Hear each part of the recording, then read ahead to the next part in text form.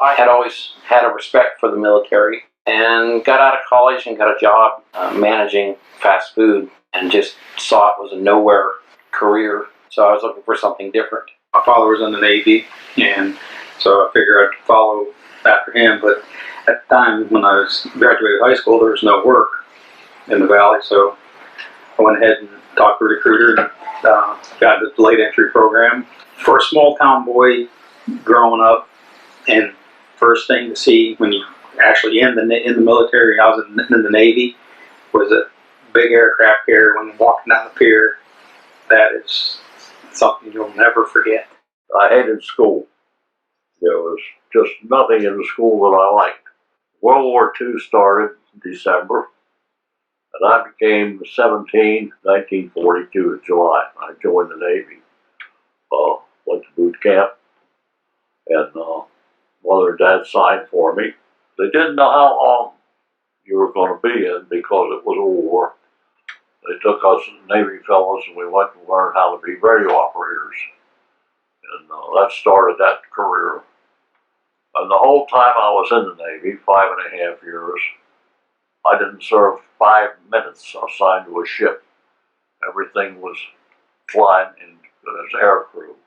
They had to make a strip big enough on those islands for us to land a 107-foot wing spread airplane, so we were always one day behind the shooting, which was real nice.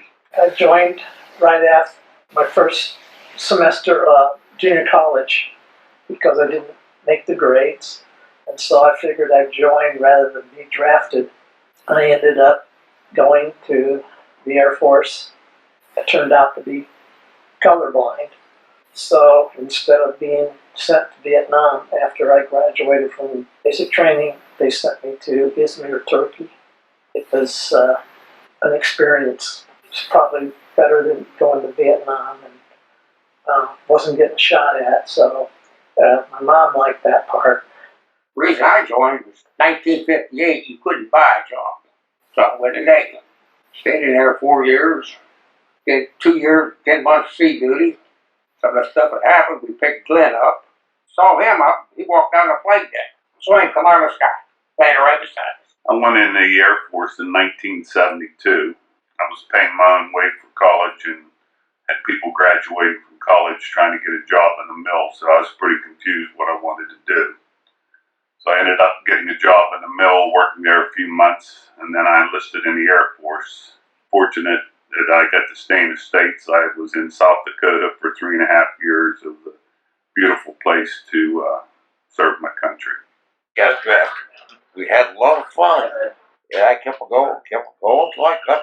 So it was when they signed the armistice in Korea. We broke our company up. They sent me down to San Diego to recruits. I belonged to a reserve outfit in Stemville, Ohio, and it was an armor outfit. I was in for 6 months in 1962, and then I served 6 years in an active reserves. The only place that I ever went to when I went on active duty was Fort Knox, Kentucky, and that's because it was armor. So I spent a total of 28 years in the Army. I've had 21.5 years of active duty and 6.5 on the reserve side. First thing probably had the most influence on me as far as joining the military, joining the Army, was a cousin of mine who served in Vietnam. The second thing was probably service to country, which I really, I believe strongly in. When I was graduated, I had to make a decision what I was going to do with my life. One thing I didn't want to do was stay here. I had to play football, and I finally made it up my mind. I was going to go to VMI. There was a whole process. Football was no problem. Grades were a big problem. VMI finally came through, and they offered me the scholarship. Long story short, when I graduated with honors, they offered you the commission, a 3-year regular Army commission. Went to the Army in the Ordnance Corps, got my commission on 12th of June, and I got married on the 17th of June, and there we go. The reason that I originally joined the Army was because I was about to graduate from high school, and I was trying to figure out how I was going to pay for college. As I started looking for things, I went on a fishing trip, and I was wearing a lot of camouflage that I was bow hunting in. And this guy came down and said, "Hey, are you in the Army or the Army Reserves?" And I said, "Nope." And he said, "How would you like to be?" And he said, "It would help you pay for college if that's what you're planning on doing." So that's kind of how this got kicked off. I had members of my family, my father, some uncles that had been in the military. So I kind of thought that that was the thing that you do. And that was one of the ways that you serve your country. Some of Amy's friends said, "So is your husband out crawling underneath barbed wire and shooting?" And she goes, "No, that's not really what he does on a regular daily basis. Usually I was in an office, we were putting together plans and operations and getting ready to do a mission that didn't even involve weapons."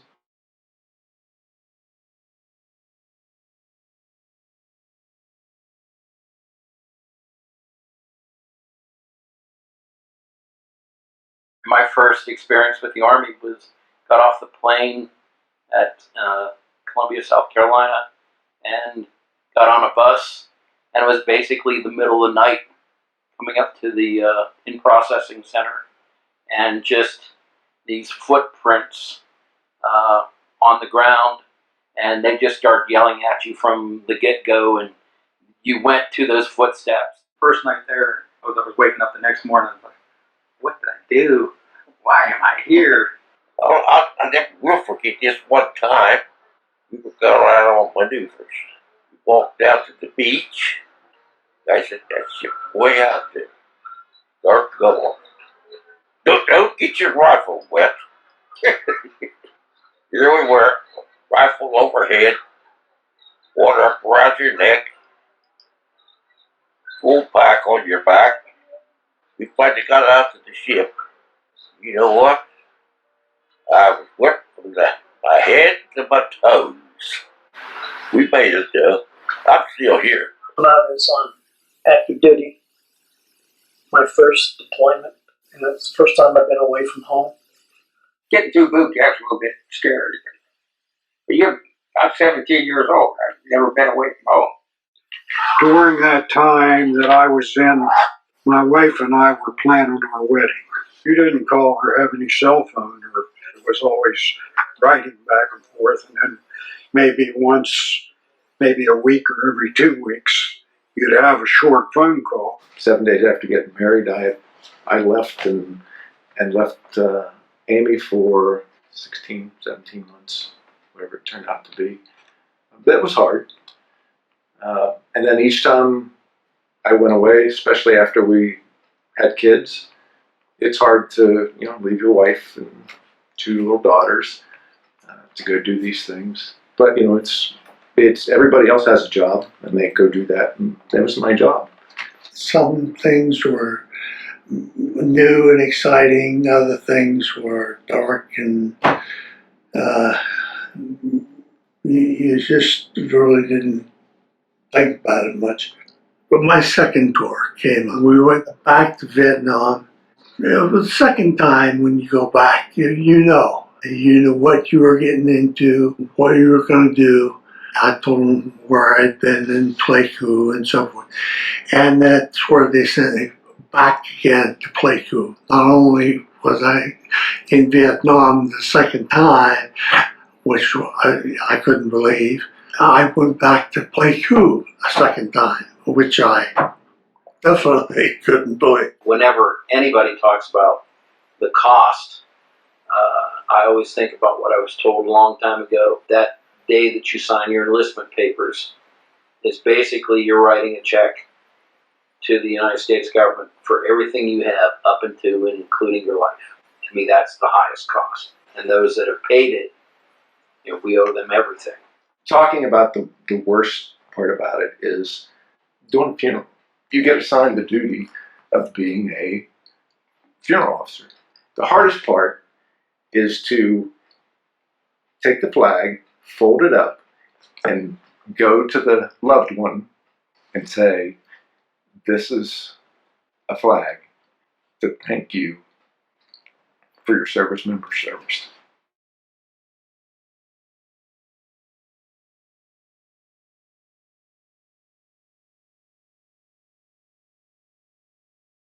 We had some experiences, but there's always been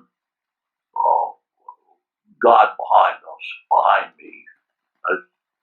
I've always had that knowledge of that power, and I can't think of any way to explain it. Oh, You mean that God protecting you? yes, and there's I'm at home because I'm being protected, and I know I can't put a particular name or anything on it, but there's a supreme being that takes care of me, and I firmly believe that. I put my faith in God to help get me through everything, and He obliged me. I would say my faith was strengthened. And although I've been very fortunate and blessed, I never saw combat. It makes your faith stronger as a soldier because your life is on the line. One of the guys in basic training, he was Catholic, and him and I got to be such good friends, which you have those core people that you become close to. It was important to him. He went to his priest and got a rosary and had the priest bless it and gave it to me. And that was probably the most significant thing as far as faith goes. That somebody from another religion, a Catholic, not a Presbyterian, because I hadn't really been involved with many Catholics. That he saw something in me that he thought was profound, and he wanted to make sure that it was protected, and he reached out in the way that he knew. But we had a chaplain that came out to visit us about once a month, and he would run services, and in between those times, we would run some of our own services there too. It's small touches of home and small points when you can reach back. I probably talk to myself a lot when something could go horribly wrong, and you turn around and go, well, thank you, God, for looking out for me while we're here. I had gone to church all the way through, taught Sunday school, and was involved that way. And I got lost when I went into the military. There was so much going on. I didn't really have much to do with the church. And when I was in Vietnam, in Pleiku, we had a little hut that we had events, if you will. And one of the things was church in there. It was a Sunday, the 25th of June, I accepted Christ again. So from then on, both militarily and non-militarily, I accepted Christ, and we went down that road together. When I was 19, I didn't have much faith. Wasn't very religious. I was 19, getting out of high school, enjoying life, second childhood. In 1990, when we were in the Gulf, I run across the Christian on board the ship, and him and I talked. And what he had to say interested me. I gave my life to the Lord, not on board the ship. But like most Christians, they fall. I fell hard for a long time. I was lost through the darkest times of my life. I knew somebody was there. I was ignorant to the fact what it was. And as life progressed and my son was born, my life changed. because I knew I had to be there for him.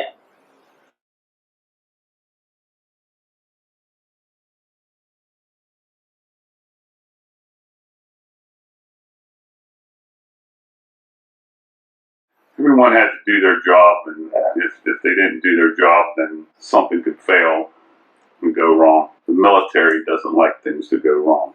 You were a group. It didn't matter whether you were black, white, brown, yellow. For us, we were all green. Everybody's Army, everybody was green. And it didn't matter if you were Presbyterian, Baptist, Catholic, or atheist, whatever. As long as you could depend on that guy beside you, it didn't matter. You know, you might think of him and you might lift him up in your prayers, but we were all children of God and we depended on each other. I think work with all kinds of different cultural backgrounds, people of different faith, people of different color. I think everybody should be exposed to that in their lifetime. That soldier is protecting you. You were protecting him or her as well. Generally, when you're in a place like that, you're all in the same thing together. You pull together. And a lot of times it ends up kind of like a little family. We're working in coordination with MSF or Doctors Without Borders or all of the other people that are out there trying to help. We do our best to give them help without complicating their mission.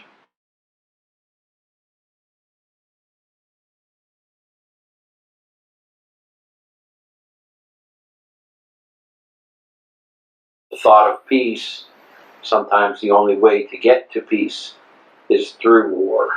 You can look scripturally, you know, the only way we're going to get to peace is the struggle that we're in right now. The struggle between good and evil. The struggle between God and Satan. You have an internal peace and you have an external peace. And I think, I guess the old adage, peace through strength, as far as military goes. Being in the Army, we always looked at ourselves like we're doing the right things. We're standing up for those who can't stand up for themselves. And even before a mission, you'll have the prayers that you say, praying for protection for yourselves, for those who could be, that are less fortunate, that could get mixed up in the midst of it, and for that we're doing the right thing.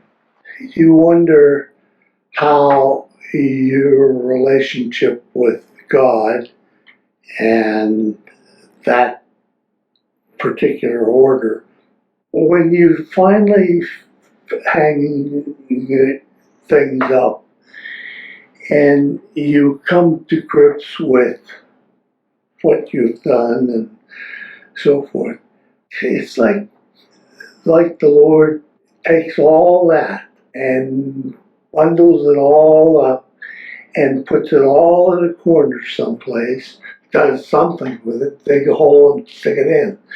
But peace comes over you, and that's it. I have a Air Force veteran hat that I wear quite frequently, and people will say, "Thank you for your service." And I'm thinking that that's better than it was when people came, from Vietnam. Not everybody understood. They weren't fighting because it was their idea, but it was the government's idea, and there were some people in Vietnam that needed help. I've actually got a couple hats, Army hats that I wear around. And a lot of people, when I have the Army hat, they'll come up to me and they'll say, "Thank you for your service." You may not agree with wherever we're serving at, whether it be Iraq, Afghanistan, or wherever. That soldier is a person, he or she's serving their country. 22 veterans commit suicide every day. A friend of mine, he was in my debt. We were pretty close friends. We come back. Seemed like he was doing okay, but he committed suicide. But it didn't make no sense to me.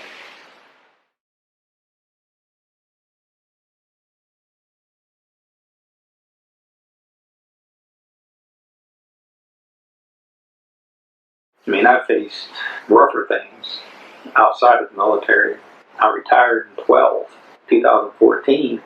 I had another entire battle on my hands. I was diagnosed with cancer. That was actually a bigger battle than everything I did for 21 years. But I didn't think nothing of it because I didn't know any better. That's how they had me trained. As far as the stroke is concerned, it's just been a constant battle. I mean, one thing after another, and I've come out, I suppose, pretty good.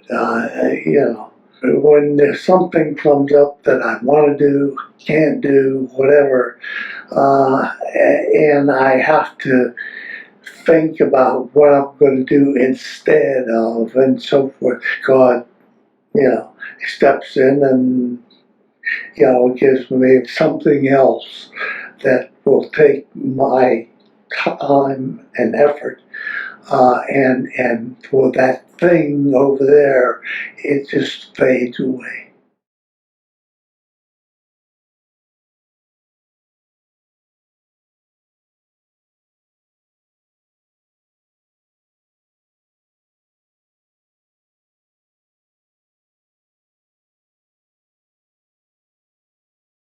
There are many other occupations that you could still serve your country in other ways besides the military.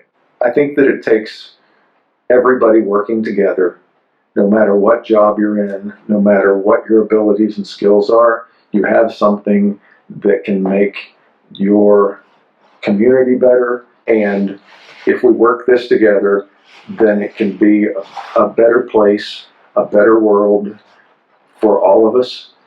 A great example that I saw when I was in Iraq was you still have to have all the things that happen on a daily basis. And within the compound and outside of the compound, you had bus lines that were running to get soldiers, civilians, to the places that they needed to be. And there was this little old lady that was sitting at the bus stop. So I went over and talked to her and I said, what do you do here in Iraq? And she goes, I do the laundry. And I said, so does that pay pretty good? And she goes, it pays much better than it would anywhere else in the world because I'm over here and I'm willing to come to a war zone to do whatever job they have. And I said, well, what made you come over here? And she said, well, I wanted to be a part of the solution. She said, this is about the best part that I can do for it. She was wanting to be there to do her part. So everybody, there's something for everybody, but she wanted to have her contribution.